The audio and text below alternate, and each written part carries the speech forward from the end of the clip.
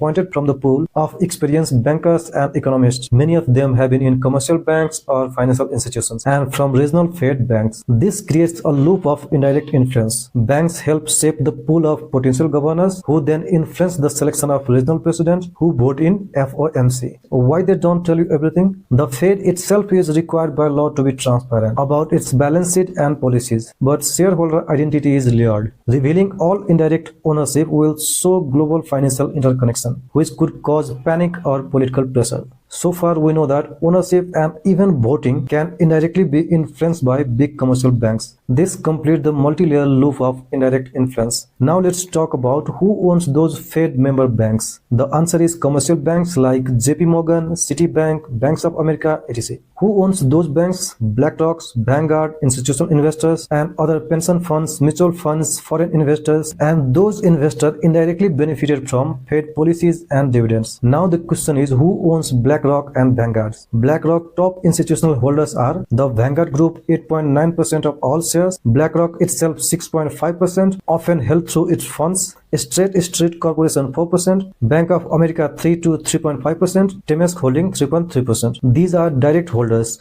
but if you dive deep, you'll find loop of holdings. Now what about Vanguard ownership? Unlike BlackRock, Vanguard is not publicly traded company. It has a unique ownership structure. Vanguard is owned by its own funds, which are in turn owned by the investor in those funds. That means Vanguard doesn't have external shareholder like BlackRock does. Its clients are effectively the owners. Large institutions like pension funds, endowments, sovereign funds, large individual investors owns a lot of fund shares. Those groups can influence proxy vote on fund governance and board decisions. So on paper, no single name control Vanguard, but collectively. But if you want to go deeper, you have to study some speculations, which may be true but cannot be 100% verified. Some says Vanguard is controlled by a small financial elite. Others talk about mega funds like sovereign wealth funds. In reality, sovereign bonds do hold shares in many Vanguard funds, but they hold share as investor, not as owner of Vanguard itself. So the question still remains open about the real owners. Some other names discussed in top layer includes Rockefeller, Rothschilds, Vatican, Royal Family, Zionist, Baal, and the list goes on and on. In conclusion, the real truth is banks shape the system, investors shapes banks, the real control lives where the policy is made